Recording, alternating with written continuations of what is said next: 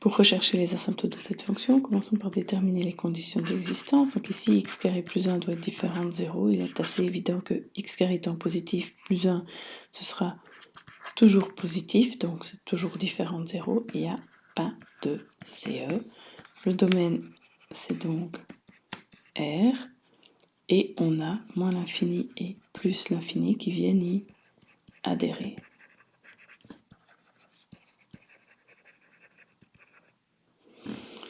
Donc, asymptote verticale, leur sort ici est déjà réglé puisqu'il n'y a aucun point exclu du domaine qui adhère à ce domaine. Même justification précédemment. On passe tout de suite alors aux asymptotes, non pas verticales, mais aux asymptotes horizontales. On calcule la limite quand x tend vers plus ou moins l'infini de cette fonction f de x.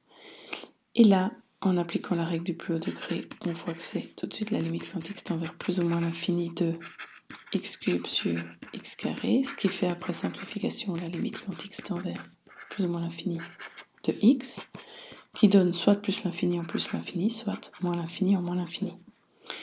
Le degré du numérateur étant plus grand que le degré du dénominateur, c'est normal, il n'y a pas d'asymptote horizontale. S'il n'y a pas d'asymptote horizontale, il y a peut-être une asymptote oblique. Et ici, c'est le cas, puisqu'en regardant, on voit que le degré du numérateur, c'est le degré du dénominateur plus 1. On se lance alors dans le calcul de la limite. Pour trouver la pente, c'est la limite quand x tend vers plus ou moins l'infini de f de x sur x. Pour rappel, cela revient à multiplier le dénominateur existant par x. Donc on a x cube moins x carré plus 5x moins 1 au-dessus. Et le dénominateur augmente d'un degré, donc x cube plus x. La règle du plus haut degré me permet d'écrire que c'est la limite quand x tend vers plus ou moins l'infini de x cube sur x cube, soit finalement 1. Donc on a une pente de 1. Pour trouver l'ordonnée à l'origine, on fait la limite quand x tend vers plus ou moins l'infini de f de x moins mx, donc moins 1x. Ce qui nous donne la limite quand x tend vers plus ou moins l'infini de x cube moins x carré plus 5x moins 1 sur x carré plus 1 moins x, que je peux alors tout de suite multiplier par x carré plus 1, comme ça je peux mettre tout au même dénominateur.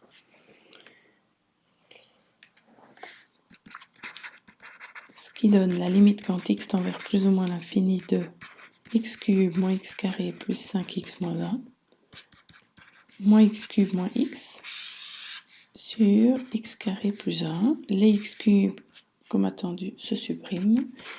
Il nous reste au numérateur la limite quand x tend vers plus ou moins l'infini de moins x carré, puisque les termes en x et les constantes n'ont pas beaucoup d'influence. La règle du plus haut degré me dit que je peux juste garder le moins x carré sur x carré au dénominateur, ce qui fait, cette fois-ci, moins 1.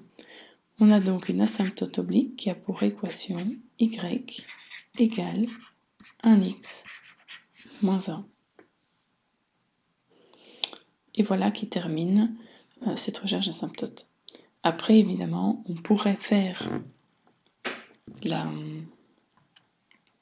division euclidienne pour le prouver. Donc si je reprends ma fonction de départ, x cube moins x carré plus 5x moins 1 à diviser par x carré plus 1, on voit qu'il faut bien multiplier x carré par x pour arriver à du x cube, et une fois x, ça donne x que j'aligne, je soustrais, les x cubes disparaissent, il me reste moins x carré moins 0, 5x moins x plus 4x, et là je vois que je dois multiplier x carré par moins 1 pour pouvoir écrire moins x carré, moins 1, je soustrais, moins x carré moins x carré reste bien 0, 4x qui reste. Ici j'ai mon terme indépendant moins 1 auquel je viens ajouter moins 1 plus 1, 0, donc mon reste c'est 4x. Autrement dit, ma fonction f de x, je peux la réécrire comme x moins 1 plus mon reste 4x divisé par mon diviseur, parce que là, ça n'a pas été simplifié. Et là, ma fonction f de x, je peux la réécrire sous cette forme-là. C'est le fameux quotient plus le reste sur le diviseur. Et ce qu'on retrouve ici au niveau du quotient, c'est l'équation de l'asymptote oblique. Et voilà qui termine cet exercice.